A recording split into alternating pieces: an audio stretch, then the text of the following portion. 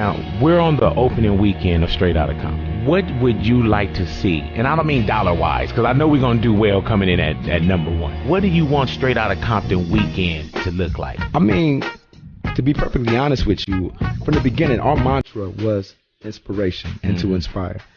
We want to inspire, we want to motivate. And that was my mantra when I decided to go in and make this album. If you really listen to the record, it's really about hard work and inspiration, and the movie, that's what it is. It's all about inspiration and motivation. That's what it is.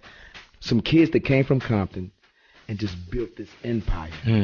All of these things that came out of it. Like, if there was no N.W.A, there wouldn't be an Eminem. There wouldn't be a Snoop Dogg. You know what I'm saying? There wouldn't be Boys in the Hood.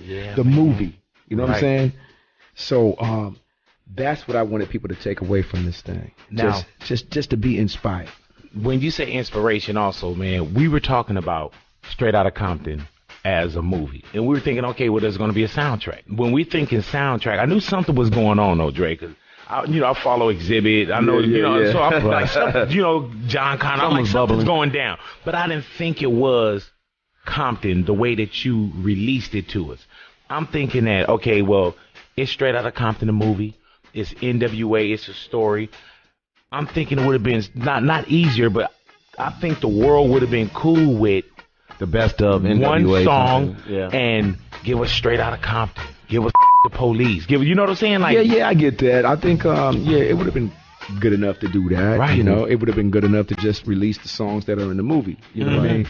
But something just came over me, man. Like, I was on the set of the movie, and I was leaving the set of the movie. Every time I was leaving, I just felt this overwhelming feeling of inspiration. You know what I mean? And I started leaving the movie here and there, coming to the studio, working on songs, and then I got like maybe 3 songs in. I'm like, yo, maybe I have something here. And then I just started feeling more and more inspired. After every song I did, I felt more inspired to do another one. Right. You know what I mean? And it just like... Did you know you were working on the soundtrack? I had no idea I was working on the soundtrack. Wow. You know what I mean? I was just leaving the set, coming in the studio, and working on songs, And every time I left the set, I came to the studio and I started working on more and more songs. And, fortunately for me, I was around a group of people that had the same agenda in mind. Just like, these really talented artists and musicians and singers and rappers, and everybody was in the studio at the same time. It's just like the stars aligned for me perfectly. And man, I'm just like, okay, I'm at 5 songs. I'm 5 songs deep now, and I'm loving it. I'm really feeling it. And it's like, okay, let me keep it pushing. So all of a sudden, I'm at like 10 joints, and it's just like, you know what? Maybe I think I've got an album here. Yeah. Right. I think I've got something that I can present to the people, What's your favorite scene in the movie? I will tell you straight up. Fudge is asking that off air. What was that? He asked him off air, and I was like, no, we got to ask that on there, man. All right, go ahead. All right, you know what? If I really had to pick a favorite scene, it's probably a couple of the more emotional scenes in the movie. You know what I mean? The scenes that like touch me emotionally. You know what I mean? And I would have to say those scenes are one. When my brother passed away, you know what I mean? That scene, the way Corey acted that. Corey Hawkins is the guy that plays my character in the movie. How was that being on set, having to relive that? How much of that is? Were you really on the bus? Well, that particular moment, Gary set the scene up. I was there when he set the scene up, and I couldn't deal with it. I left. And when I saw it back, I was on my own. And I was by myself, and it was heavy because my brother was my best friend, So it was crazy. And the other thing that moved me was when Easy finds out he has HIV. You know what I mean? The way Jason Mitchell, the way he played that out was so incredible, man. It's just like goosebumps. Right. It was just man. He was phenomenal. And that's what I was telling you, man, with everybody get a chance to see the movie from here on. I don't want to give away a lot, but it's the story. Some people don't know. You know, we know about videos, we know about the stage shows, but then there's some people that don't know a lot about that. But then even us that grew up with it, y'all let us in so much. Like absolutely, we wanted to let everybody see behind the curtain a little bit, so to speak. You know what I mean? This movie is so incredible. I mean, it has everything. It's the ultimate brotherhood. It's the ultimate betrayal. The ultimate amount of love. There's death involved, and it's just like it has everything that makes for a great movie. Was N.W.A really that close to kind of coming back?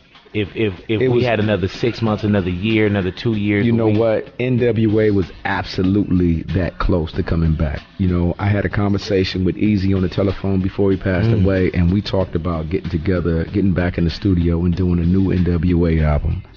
And maybe I'm not sure how long after that call was, but you know, he ended up in the hospital, and that was the last time I heard his voice on that call. Yeah, and the next time I saw him, I was in the hospital with him, and he was on life support, and I just sat in the hospital with him and talked to him for a while. I'm not sure if he could hear me or not, but I said a few words to him, and that was it. But you guys were able to make a lot of peace. Oh yeah, we made our peace. See, and we didn't get a chance to know that. Yeah, we made our peace. We talked about like how f***ed up it was about some of the things I said, some of the things he said, and you know, we decided to put those things behind us and get together and get back in the studio and try to do it again. I mean, I love that man, you know what I mean? And you know, we're friends. So, you know, unfortunately, these things happen, and like I said, the last time I saw him, he was on life support, and I had a chance to talk to him, and not sure if he heard me or not, but I did get a chance to get some of these things off my chest. Were you thinking any other album titles other than Compton? Absolutely not. I heard that. That was it. I heard even that. The artwork, it says so much, like not the Hollywood sign, it's the Compton sign overlooking the city. You got cats from, like, I'm proud to be from Compton. And I'm not even from Compton. You know what I'm saying? Like, you got us sitting here like everybody from Compton right now. We're going down Greenleaf right now. Yeah, you know what I'm saying? But just when we had a chance to talk briefly about the album, man. But when you think about, okay, well, there's a concept to the album. There's a formula that Dr. Dre enjoys. You bring new people in. It's melodic. It's produced well. Sonically, it sounds amazing. Thank you for that. And perfect. You would definitely, but you would definitely call this a Dr. Dre album. Yeah, you know what? It didn't start out like that. It started out as just a soundtrack. I wasn't sure if it was going to be a Dr. Dre album. You know, I was building as I went along, you know, and you know, it's just weird how it happened, you know. Like I was saying earlier, I just did a couple of songs, and it's like motivated me to do a couple of more songs, and so on. You know. But I know Dre, you always recording something. Yeah. What made this feel like, okay, no, this is it. This the songs made me feel like that. I'm always recording. I love recording. This is the thing. I make records, man. I record. Everything isn't for sale. Right. You know what I'm saying? Absolutely. I love just coming in the studio and just recording. I just love coming in, just making records and recording. Just like some are just for me, some are for my family, some are for my friends or whatever. Some are for sale. Right. You know what I'm saying? I am the true definition of a recording artist, man. I mean, everything isn't for sale. I just love coming in the studio and recording and making records. This is what I do. Now, when you announced, you said grand finale. What do you mean by that?